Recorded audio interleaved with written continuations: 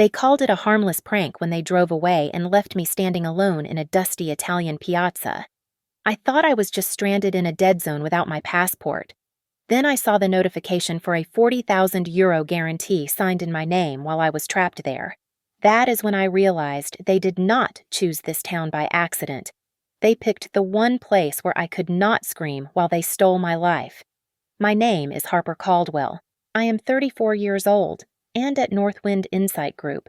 My job is to predict disaster before it happens. I look at spreadsheets and see structural weaknesses. I look at contracts and see loopholes. It is a bitter irony that I did not see the gaping hole in my own marriage until I was standing on cobblestones 4,000 miles from home. I usually pride myself on my ability to remain calm, but looking back at the start of this trip, I realize my calmness was actually blindness. My husband, Evan Pierce, had pitched this vacation as a second honeymoon. We had been married for 5 years, and the last 12 months had been a friction of silence and small resentments. He told me this trip to Italy would be a reset. He promised me wine, history, and reconnection. The only catch was that his 3 best friends, Jace, Milo, and Brody, were coming too. It will be fun, Evan had insisted, his eyes wide and pleading in that boyish way he knew I had a soft spot for. The guys, they miss me, and you know they love you. It's a celebration. 5 years. Harper. We made it 5 years. I wanted to believe him. I wanted it so badly that I ignored the first red flag at the booking stage. When it came time to pay for the flights and the villa rental, Evan patted his pockets and gave me a sheepish look. My card is... Well, the bank put a temporary hold on it again, he said, avoiding my gaze. Can you cover it for now? I will transfer it over once we land. I promise. I paid for the flights. I paid for the deposit. I told myself I was investing in our family. I told myself that money was fluid, but a marriage was structural. 2 days before we left, my in-laws, Marianne and Walter Pierce, called us on video. They sat in their pristine living room, smiling that tight, practiced smile they reserved for me. When I mentioned the budget for the trip, Marianne waved her hand dismissively. "Oh, Harper, stop worrying so much," she said, her voice dripping with a sweetness that felt artificial. "Don't make everything feel like a transaction. Evan just wants to show you a good time. Let him lead." Walter nodded beside her. "Family first. Harper, money is just paper." I let it go. I continued packing. That evening, I walked into our bedroom and found Evan shoving a thick manila envelope into the bottom of his carry-on. I saw the word notary stamped on the corner in red ink, and the metallic glint of a USB drive being tucked into a side pocket. "What is that?" I asked. Evan jumped, his shoulders tensing up before he forced a laugh. It is just paperwork for the villa rental. You know how Italians are with their bureaucracy? I didn't want to bore you with the details." He zipped the bag shut quickly. I should have pressed him, but I was tired of fighting. Then came the group chat notifications. Evan had created a thread titled Italy Boys Trip plus Harper. The messages from Jace and Milo were overly enthusiastic, filled with emojis and exclamation points. It felt staged, like they were performing excitement for an audience I could not see. We landed in Rome on a Tuesday morning. The air was thick and warm. As we moved through customs, Evan held out his hand. "Give me your passport," he said. "I will keep them all in the travel wallet. It is safer that way. You know you lose things. I did not lose things. I was a risk manager. I organized things. But I handed it over because I did not want to start an argument in the middle of the airport. We rented a large van, and the guys were loud, laughing and singing along to the radio as we drove north into the rolling hills of Umbria.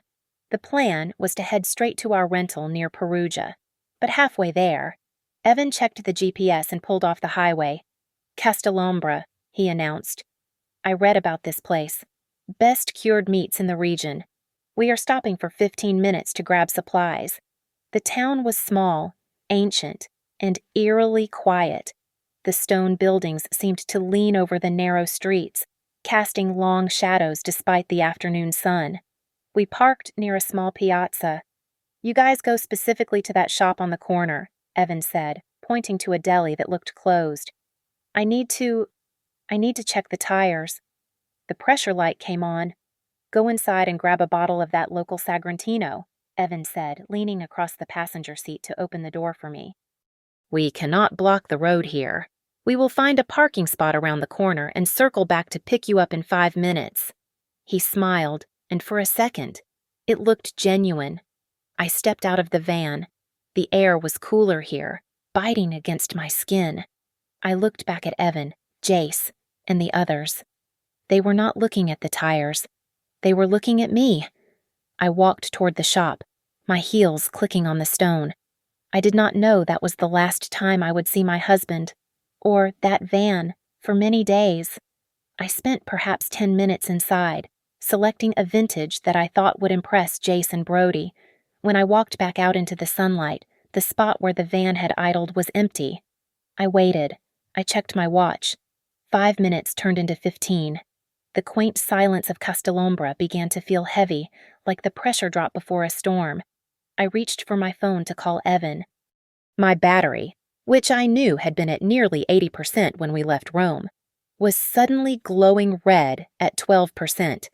The signal bar flickered and died, then returned with a single weak line. A text message from Evan pushed through the poor connection.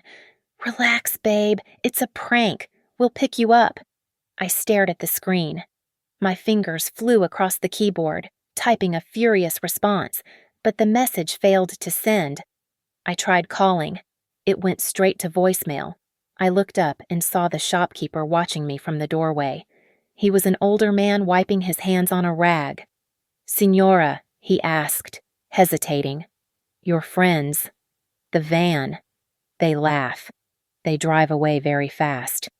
"They are coming back," I said, though my voice sounded thin in the open air. "It is just a joke. They laugh very hard," he repeated, shaking his head. My stomach turned over. I opened my purse. My wallet was there, tucked inside the side pocket. My credit cards were safe. But the travel wallet, the one holding my passport, was in Evan's bag. He had kept it for safety. I needed to get to the hotel. I found the reservation confirmation in my offline files and dialed the number for the villa rental agency. "Buonasera." The receptionist answered. "Hi, this is Harper Caldwell," I said, trying to keep the panic out of my voice. My husband checked us in, but I got separated from the group. "Can you give me the address or send a car?" "One moment. Mrs. Caldwell, for security. I need to verify your identity. Please provide your passport number." I don't have it on me," I stammered. "My husband has it. I have my U.S. driver's license." "I am sorry." The voice became clipped. "Italian law requires passport verification for all guests. I cannot disclose the location without it." She hung up. I stood there, clutching a bottle of expensive wine in a town I could not locate on a map, feeling the walls of the trap slam shut. I found a weak public Wi-Fi network near the town square and connected immediately. An email notification popped up from the villa booking platform. Payment method updated. I frowned. I had not changed anything. Why would Evan change the card on file now? In the middle of a trip, the sun began to set, casting long, bruised shadows across the piazza. The temperature dropped sharply. I had to buy a coffee at the small bar just to justify sitting at their outdoor table. Around me, tourists walked in pairs, holding hands, eating gelato, laughing at things that were funny and safe. I sat there, shivering in my thin blouse, forcing myself not to cry because I knew that if I started, I might not stop. Then, a voice message from Milo came through on the group chat. I held the phone to my ear. Smile. Harper. Milo's voice was slick, distorted by wind. "We are live streaming this. Everyone loves this kind of content. Don't look so sour." I froze. They were watching. Not just them, but an audience. My skin crawled with the sensation of being observed. I looked around the square, searching for a lens, a phone, anything. I saw nothing. I looked down at my hands. I was holding the novelty keychain Brody had given me at the airport as a joke gift, a chunky plastic bear. He had made a big deal about me putting my rental car key on it. I turned the bear over in my palm. Deep inside the plastic eye, a tiny, faint red light pulsed. Blink, blink. It was not just a prank, it was a production. And I was the star. I did not smash the plastic bear. Smashing it would have destroyed the evidence, and I was done reacting like a victim. I used the sharp post of my earring to pry open the back casing of the keychain. I slid the button battery out, wrapped the device in a tissue, and buried it deep in the zippered pocket of my purse. Then I pulled out a notebook and a pen. I wrote down the time of arrival. I wrote down the time of abandonment. I wrote down the time Milo confirmed the live stream. The trembling in my hands stopped. I was no longer a wife waiting for her husband to return. I was a risk auditor opening a case file. I walked to the local carabinieri station. It was a small, cramped room that smelled of stale espresso and old paper. The officer behind the high desk looked bored as I approached. "My husband took my passport," I said, keeping my voice level. "Family argument," he asked in broken English, waving his hand dismissively. "He come back. You wait. It is romance drama. I need a report," I insisted, leaning forward. "Stolen passport. Not lost. Stolen. I want it on record." He sighed, clearly annoyed, but he pushed a form across the desk. To him, it was just paperwork. To me, it was the first brick in a wall I was building around myself. When I stepped back outside, the shopkeeper from the wine store was waiting. Beside him stood a young woman with sharp, intelligent eyes and a leather satchel slung over her shoulder. "I am Julia Bianchi," she said, extending a hand. "He says you are in trouble. I am a lawyer here, and I translate sometimes. You do not look like the hysterical American tourists we usually see." She glanced down at my phone. "Your signal is dead. It comes and goes," I said. "Mostly goes." "Strange," Julia murmured, looking up at the clear sky. "Castellambre has a new tower. The signal is always full here, unless someone near you is using a jammer." A cold chill ran down my spine that had nothing to do with the evening wind. Julia led me to the public library, where she vouched for me so I could use a computer terminal. I logged into my bank account. My heart hammered against my ribs, but my fingers were steady on the keyboard. There it was, a notification from 48 hours ago, a hard inquiry from a massive United States credit institution. "Why are they checking my credit?" I whispered. I did not wait for an answer. I went into lockdown mode. I froze every credit card. I reset my email passwords. I enabled two-factor authentication on every account I owned. It felt like I was running through a burning house, slamming steel doors to starve the fire of oxygen. I used the library landline to call Caleb Ross. He was the best digital forensic analyst I knew, and he owed me a favor. "Harper." His voice was groggy. "It is 3 a.m. here. Check my browser profile," I said, cutting straight to the point. "Something is wrong." I heard the rapid clatter of typing on the other end. Then silence. "Harper." Caleb's voice changed, dropping an octave. "You have a hidden extension running on your cloud profile. It is a script. It is designed to auto-fill digital signatures. Who has access to your laptop?" "My husband," I said, the words tasting like ash in my mouth. Julia arranged a small room for me above a bakery owned by her aunt. It was sparse, with peeling paint and a single narrow bed. I sat on the edge of the mattress and stared up at the cracked ceiling. I thought about Evan laughing in the van. I thought about the live stream. "Okay," I whispered to the empty room. "If this is a joke, I will make it a felony." I took out my phone. I needed them to think I was broken. I needed them to think their plan had worked. I typed a single message to the group chat. "Pick me up. I'm ready to forgive." I watched the screen. 10 seconds later, 3 bubbles appeared simultaneously, On our way. So glad you calmed down. See you soon, they answered too fast. They had been waiting for the surrender. I sat in the dim light of the room Julia had secured for me, the glow of the laptop screen stinging my tired eyes. A notification chimed, cutting through the silence. It was an email with the subject line document completed. I opened it, my breath catching in my throat. It was a finalized contract for a personal guarantee, backing a massive real estate project called Vigna Alta Development. I scrolled to the bottom of the PDF. There, in sharp digital black ink, was my signature. It was perfect. It had the slight loop on the capital H that I always made. I checked the metadata timestamp.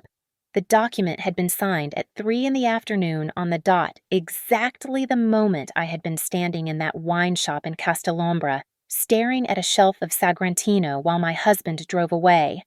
My phone vibrated. It was Caleb calling back. Harper.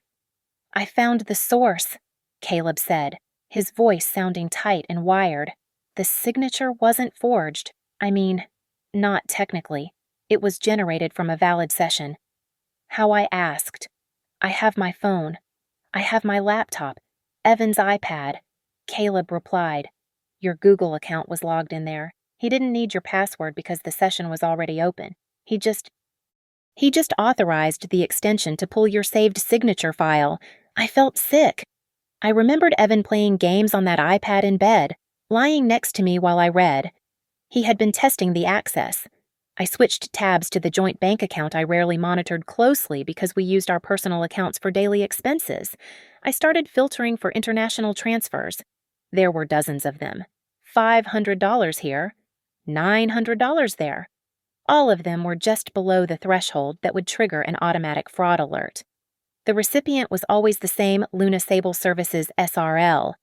Julia, I said, turning the laptop toward her. What is this company? Julia adjusted her glasses and began typing furiously on her own phone. A minute later, she looked up, her face pale. Luna Sable, she said. It is a shell company. It holds the management contract for the villa you are staying at. But look at the shareholder registry. It is owned by a trust registered in Delaware. The Pierce Family Revocable Trust. I closed my eyes. They were moving money out of our joint assets and funneling it right back into their own pockets through these fake service fees. But that was not the worst of it. I dug deeper into credit card statements. I found a notification from 6 months ago, a request to add an authorized user to my primary platinum card. The name was Marianne Pierce. I had never approved that, but the logs showed it was approved via phone verification. She has been building a spending history, I realized aloud. If anyone looks, it seems like our finances are completely intertwined. Like I trust her with everything. Then I saw the charge that made my blood turn to ice. It was a transaction from 3 weeks ago, a booking fee for a notary appointment in Perugia. The appointment was for tomorrow morning. The booking was made in my name, using my passport number. Suddenly, the cruelty of leaving me in Castellombra made perfect, terrifying sense. It was not just a prank. It was an alibi construction. If I was stranded and frantic, I could not physically show up to contest anything, but electronically, I was signing away my life. They needed me to be missing so that my digital ghost could do the work. They are not just stealing from me, I said, my voice shaking. They are replacing me. I went to my spam folder, looking for anything else I might have missed. Buried under offers for cheap pharmaceuticals was a draft email that had been auto-saved because of the shared family cloud settings. It was from Marianne's account. The subject line read, Guardianship/Conservatorship Draft Talking Points. I clicked it open. The text was a bulleted list of arguments to present to a judge. Subject exhibits erratic behavior. History of financial paranoia. Disappeared in Italy during anniversary trip due to mental break. I stared at the wall. They did not just want the money. They wanted to declare me incompetent so they could legally take it all. I looked at Julia. They think I am crying in a hotel lobby right now, I said. But they made a mistake. They left me with a lawyer. My phone buzzed with a video call request from Evan. I took a deep breath, messed up my hair to look more frazzled, and accepted. Evan's face filled the screen. He looked concerned, perfectly groomed, with the golden Italian sunset behind him. "Baby, I am so sorry," he said, his voice dropping to a soothing register. "The guys, they are total idiots. It was a stupid prank that went too far. I am coming to get you right now." It sounded sincere. It would have worked on the old Harper. But I was watching his eyes.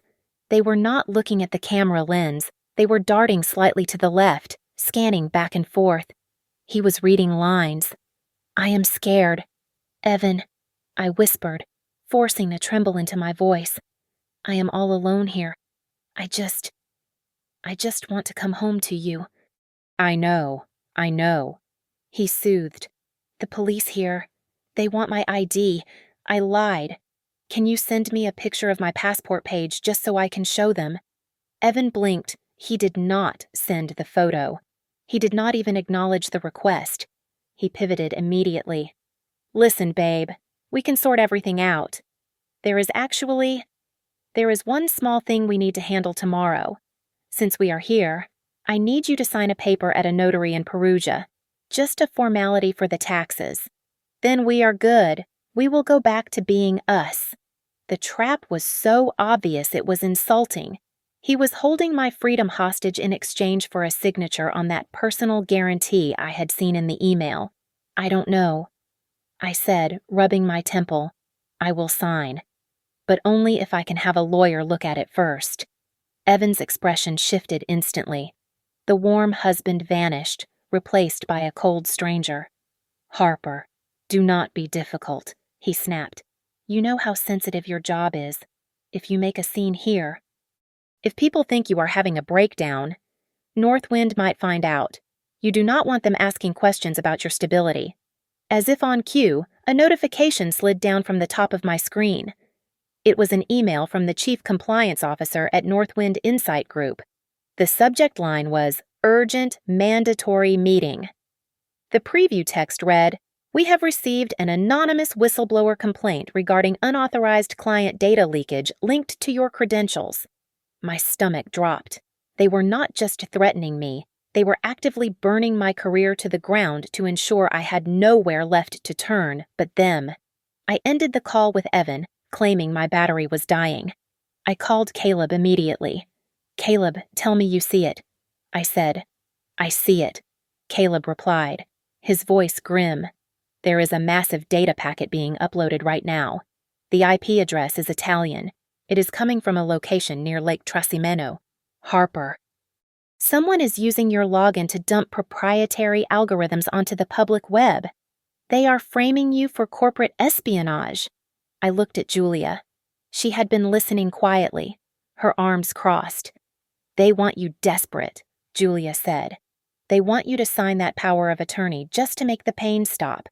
So, we let them think you are desperate. We go to the notary, but we treat the office like a crime scene, not a meeting." I nodded. The fear washed away, replaced by a cold, sharp clarity. I typed a text to Evan. "I will go to the notary, but I want you to act like my husband. Come with me." The reply came 3 minutes later. "Not convenient. Brody will pick you up. Just sign the papers." Harper. I stared at the phone. He would not come. He would not look me in the eye while he ruined me. He was outsourcing the dirty work to his friends. "He isn't coming," I told Julia. "Good." She said, "That means he is arrogant." "No," I corrected her. "It means he is a coward." I stood up and smoothed down my wrinkled clothes. "If they do not dare to appear before me," I said, gripping my phone until my knuckles turned white. "It means they are more afraid of the paperwork than they are of me." The office of the notary in Perugia felt less like a place of law and more like a crypt. It was dimly lit, smelling of beeswax and centuries of quiet corruption. Julia and I sat in high-backed chairs across from a severe-looking secretary who slid a thick folder across the mahogany desk. "Signora," she said, her finger tapping on the cover. Everything is prepared as requested. You only need to sign at the flags. I opened the folder. My name, Harper Caldwell, was printed in bold at the top of the first page. I scanned the Italian text, my eyes catching the English translation provided in the margins. It was not a tax document. It was a procura generale, a general power of attorney. I read the clauses. It granted Evan Pierce full authority to manage my assets, to sell property, and, most terrifyingly, to sign financial obligations and guarantees on behalf of the principal. I felt the blood drain from my face. If I signed this, the debt for the Vigna Alta development would legally be mine, but the control would be Evan's. I put a hand to my chest, breathing shallowly. I think I am going to be sick. The bathroom. The secretary looked annoyed but pointed down the hall. Second door on the left. I stumbled out, leaving the folder open. It was a performance. I spent 3 minutes running cold water over my wrists in the bathroom. When I returned, Julia was sitting calmly, her phone resting face down on the desk. She gave me a microscopic nod. She had photographed everything. The appointment, Julia said to the secretary in rapid Italian, then switched to English for my benefit. It was booked 3 weeks ago. Yes, by Mrs. Caldwell. The secretary checked her screen. No, the booking was made by a Marianne P. She emailed the passport scan last week. My mother-in-law had sent my passport details to a notary in Italy before I had even packed my suitcase. I want to see the security footage, I said, my voice hardening. I want to know who dropped off the physical papers. The office manager, a balding man who had just emerged from the back, shook his head. Impossible. Privacy laws. You cannot just demand. Julia slammed a folded piece of paper onto the desk. It was the police report I had filed in Castellombra. My client is the victim of identity theft and passport robbery, Julia said, her voice sharp as a whip. You are currently in possession of documents facilitated by that theft. Do you want the Guardia di Finanza to come here and seize your servers, or will you show us the screen? The manager paled. He turned the monitor around. We watched the grainy footage from 2 days ago. A young man in a designer hoodie walked into the reception area, handed over a thick envelope, and laughed with the receptionist. It was Jace. He wasn't just a goofy friend along for the ride. He was the errand boy. My phone buzzed in my pocket. A new file had been airdropped to me, likely from a burner account nearby. I opened it. It was a video of me. On the screen, my digital twin looked into the camera and said, I am voluntarily transferring the Northwind client data in exchange for equity in the Italian project. I am tired of the corporate rat race. The voice was mine. The cadence was mine. It was a deep fake. Perfect and devastating. I did not scream. I did not throw the phone. I forwarded the clip immediately to Dana Hart, a civil fraud attorney in New York whom I had retained an hour ago, and CC'd Caleb, timestamp it. I typed, hash the file. Prove it is synthetic. Harper, Julia whispered. She was looking at the last photo she had taken of the document on the desk. Look at the final clause. I zoomed in on her screen. Buried at the bottom of the power of attorney was a line item that made the rest of the scheme look like child's play.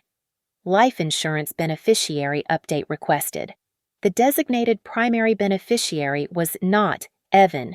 It was Marianne Pierce. I looked up at the dust motes dancing in the light of the notary office. They did not just want to bankrupt me. They were betting on me not coming home at all. The notification from Northwind Insight Group hit my inbox with the weight of a gavel. My access to the main servers was revoked, and the email from the head of legal was brief and brutal. It demanded the immediate surrender of my company devices and informed me of my suspension pending an internal investigation into data theft.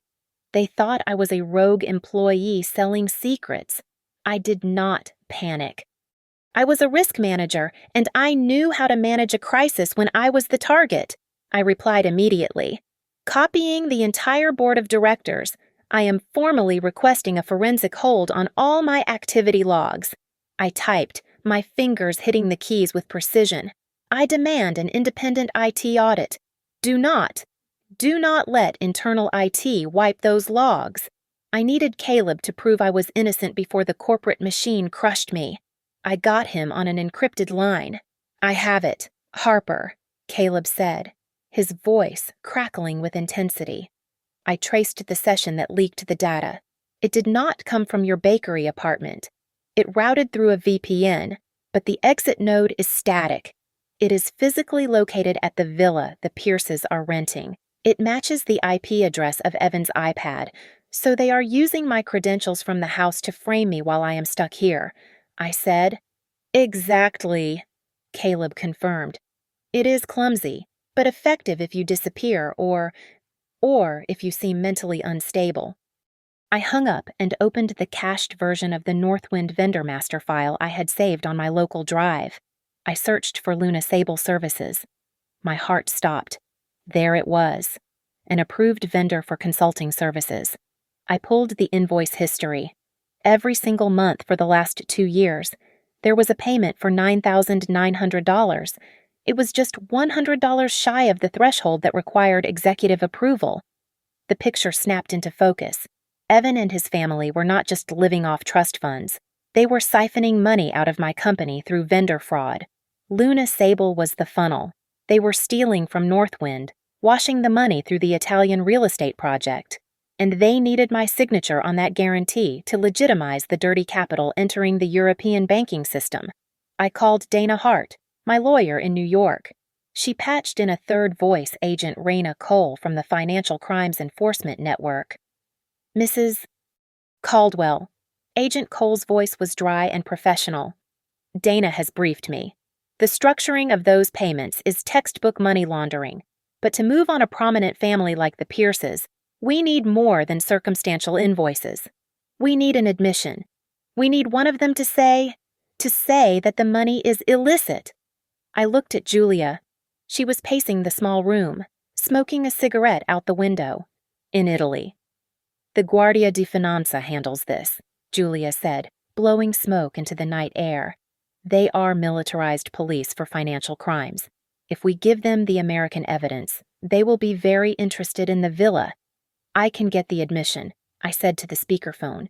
How Dana asked. I am going to give them what they want. I replied, Me. I messaged Evan. I told him I was tired of fighting. I told him I would sign the papers if he just apologized to my face. The response came with a set of coordinates. It was a private villa on the edge of Lake Como, miles from anywhere. The message attached to the location pin was chilling in its brevity. Dinner is at 8. Do not drag outsiders into this. Harper, this is family business. I read the text out loud. I looked at the cracked ceiling of my hiding spot, feeling the weight of the recording device Julia was taping to the inside of my wrist. Family business, I whispered to myself, pulling my coat tight around me. No, this is not a family. This is a racketeering operation. We met the contact from the Guardia di Finanza in the back of a smoky cafe in Perugia.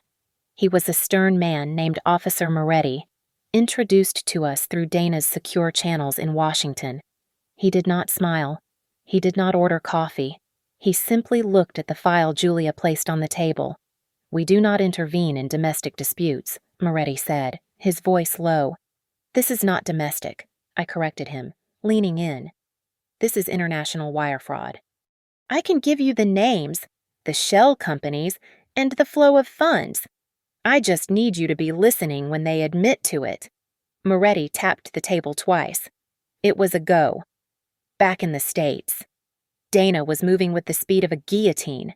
She filed an emergency injunction to freeze every asset linked to my Social Security number. She flagged my digital signature as compromised with every major credit bureau. She was building a firewall around my identity so high that Evan would not be able to buy a pack of gum in my name, let alone a villa. Caleb was handling the ammunition. He sent over a compressed file containing the IP logs, the timestamps of the unauthorized logins, and the metadata from the deepfake video. I hashed everything. Harper, Caleb said over the phone, That means if they try to claim we tampered with the evidence, the digital fingerprint will prove we didn't. This is courtroom ready. I sat on the edge of the bed in my small room and opened my laptop. I did not need a weapon. I needed a slide deck.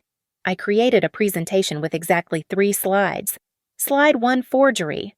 A side-by-side comparison of my digital signature and the geolocation data proving I was stranded without internet when it was applied. Slide 2, vendor structuring. The list of payments to Luna Sable Services from Northwind, all just under the $10,000 reporting limit. Slide 3, the end game. The power of attorney document overlaid with the life insurance beneficiary change. It was simple. It was undeniable. It was a confession printed on bright white pixels. Julia returned with a cheap, prepaid Italian smartphone.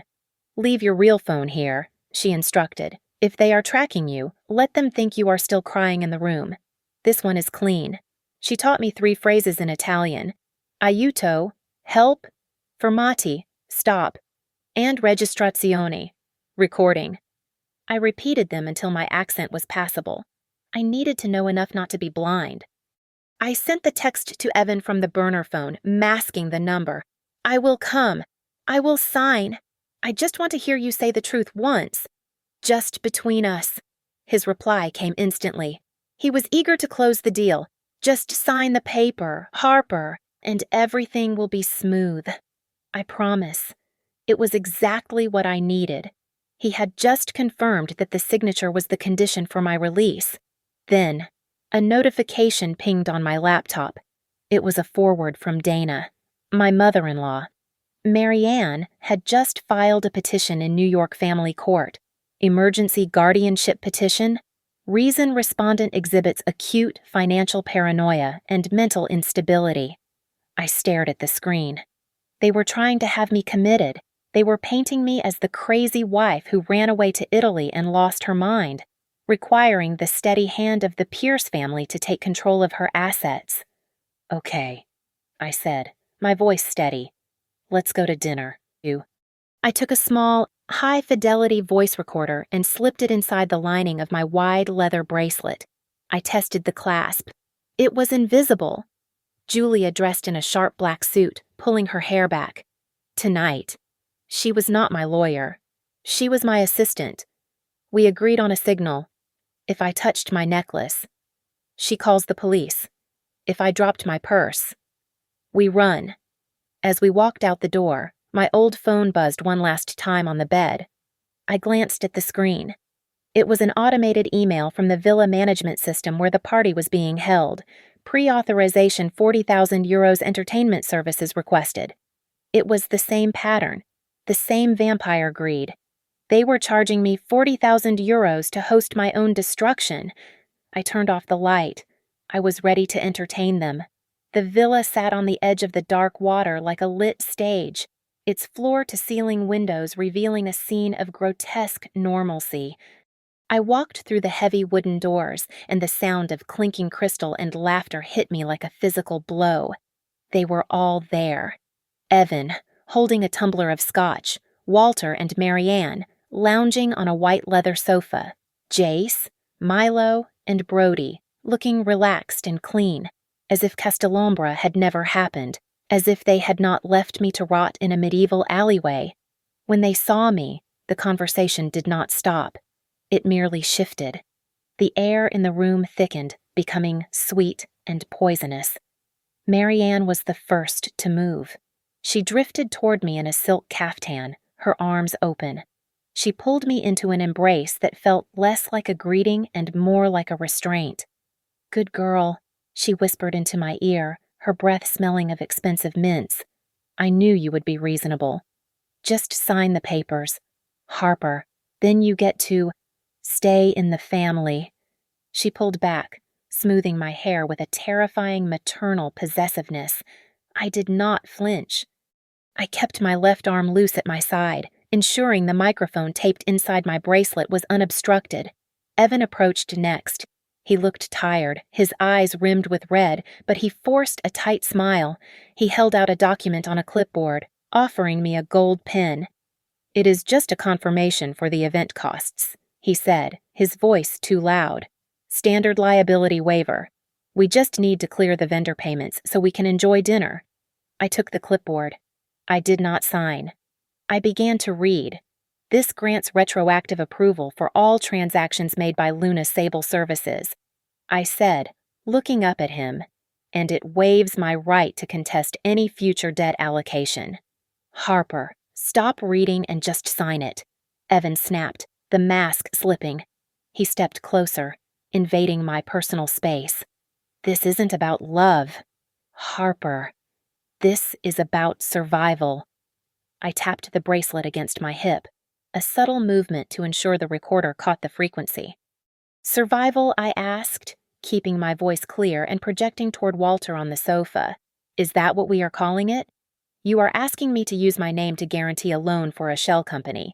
You are using me to launder money out of Northwind. Aren't you? Walter chuckled. He took a sip of his wine, looking bored. Don't use ugly words like money laundering. Harper. Walter drawled, pointing his glass at me. We call it structure optimization. Got him. I looked at Julia, who was standing by the media console disguised as a server. I gave the nod. She pressed a button on her hidden remote. The massive television mounted on the stone wall flickered to life. My slide deck title flashed onto the screen. Glowing bright white. What the hell is this? Jace shouted. But before the first slide could fully render, the room plunged into absolute darkness. The music cut out. The hum of the refrigerator died. Someone had killed the main breaker. You have no right to project anything in this house. A smooth, unfamiliar female voice spoke from the shadows. A flashlight beam cut through the dark, blinding me. As my eyes adjusted, the emergency lights kicked in, bathing the room in an eerie red glow. A woman in a sharp gray suit stepped through the kitchen door. It was Sloane Reed. I recognized her from the legal journals. She was the fixer for the offshore banks. Turn it off, Sloane commanded. Before I could move, a heavy hand gripped my shoulder. A man in a private security uniform, who had been lurking on the terrace, was now standing right behind me. He leaned down, his voice a low growl. If you ruin this dinner, he hissed, that whistleblower file about your data leak goes straight to the Wall Street Journal tonight. You will never work in risk management again. He spun me around and shoved a thick envelope against my chest. You have been served, he said. I looked down at the papers in the red emergency light. It was an emergency petition for guardianship, based on your erratic behavior and disappearance, Marianne said from the darkness, her voice cool and detached. We had no choice. We are petitioning for control of your estate because you are unstable. The room went silent.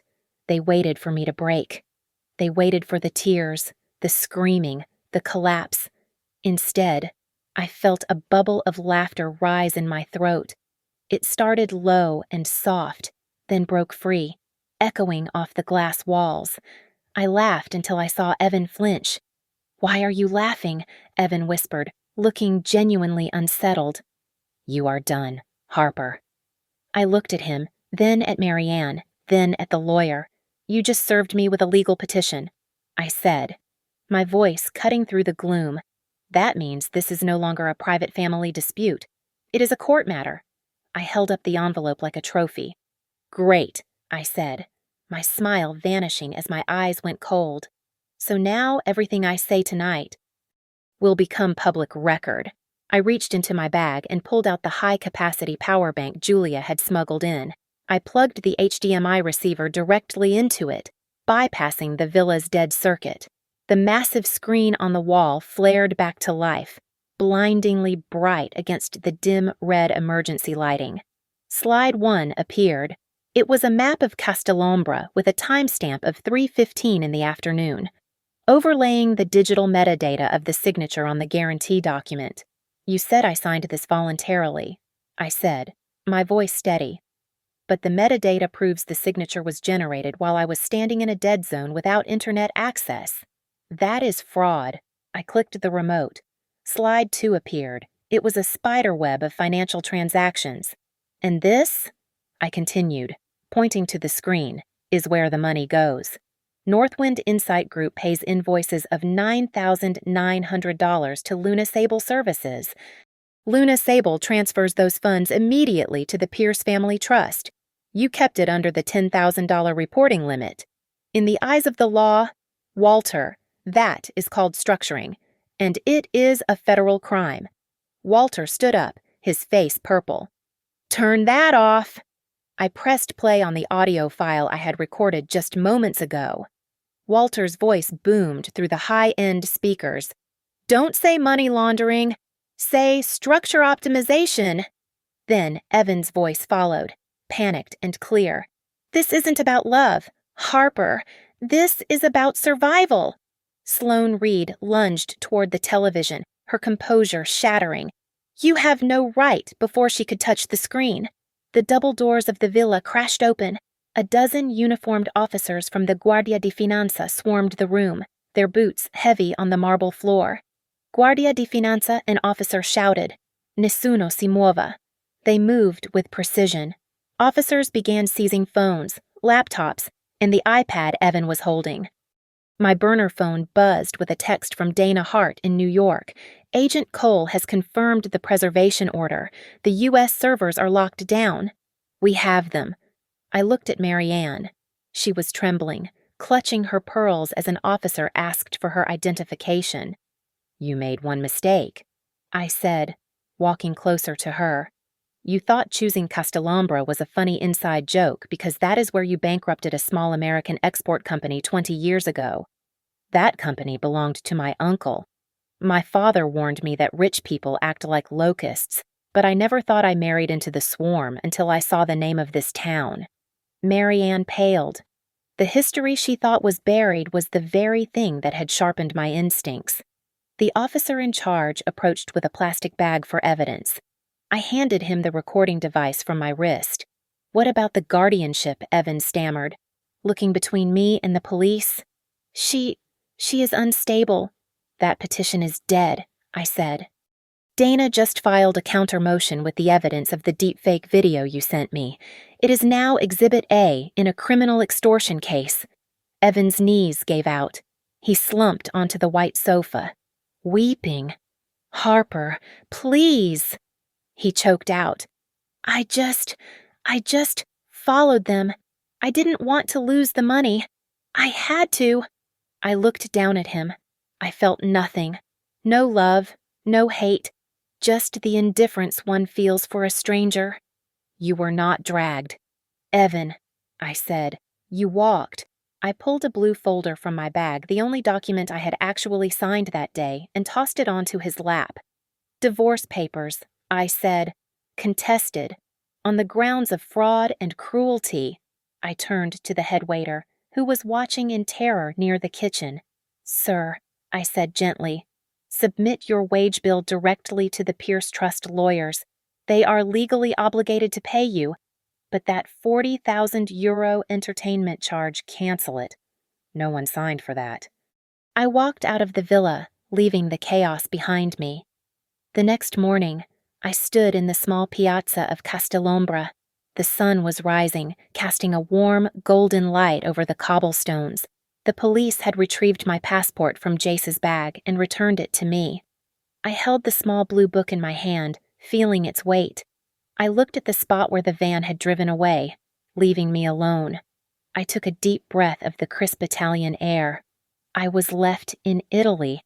I whispered to the empty square, but they are the ones who are stranded. Thank you so much for listening to my story.